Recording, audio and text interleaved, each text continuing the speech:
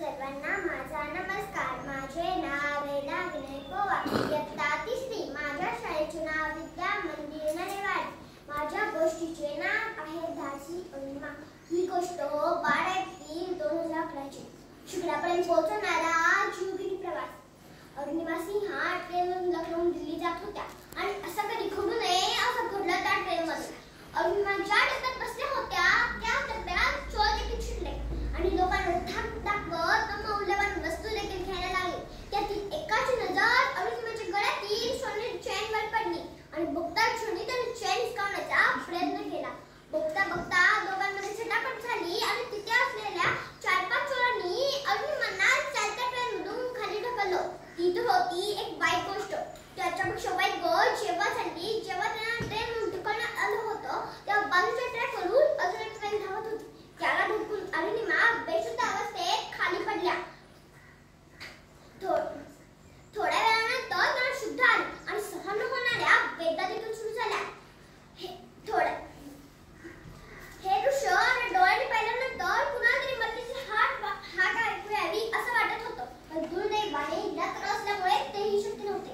कशी ती जीवघेणी रात्र संपली आणि बाजूने जाणाऱ्या लोकांची नजर त्यांच्यावर पडली आणि जवळच्या बघतात तर काय एक तरुण मुलगी रक्ताच्या धारोळ्यात अर्धापाय तुटलेली डोळ्याच्या शेजारी पडली. लोकांनी वेळ न घालवता हॉस्पिटलमध्ये घेऊन गेले.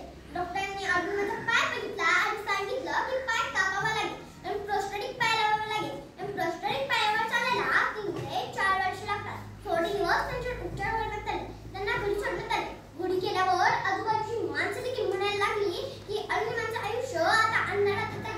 साहसी वृत्तीच्या अरुणिमा तिचे विचार काही वेगळेच होते.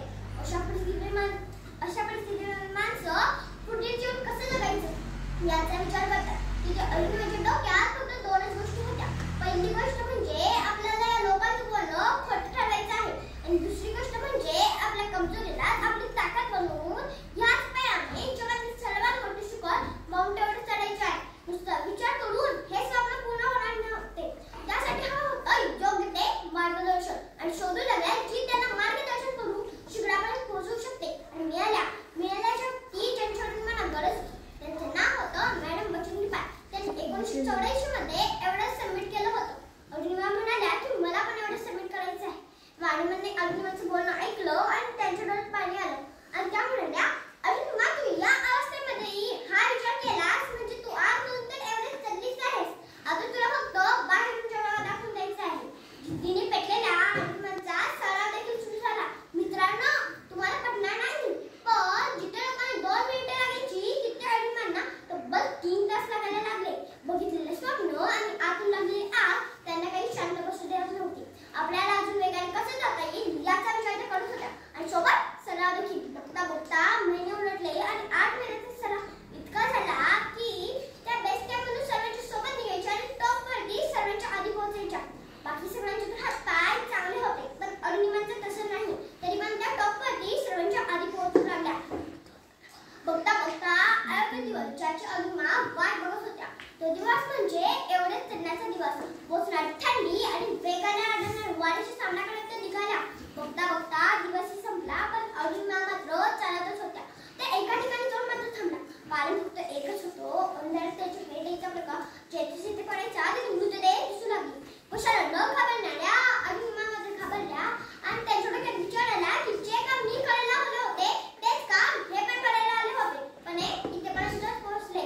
जिद्दीने निर्णय घेतलेल्या अरुणिमा मागे पाहून घेणाऱ्या नव्हत्या. त्या म्हणाल्या मी इथेपर्यंत आले शिखरापर्यंत पोहोचण्यासाठी परत जाण्यासाठी तर मुळीच नाही. धाडसी अरुणिमा आपल्या भीतीवर मात करत कोणत्याही परिस्थितीवर मात करत चालतच राहिल्या.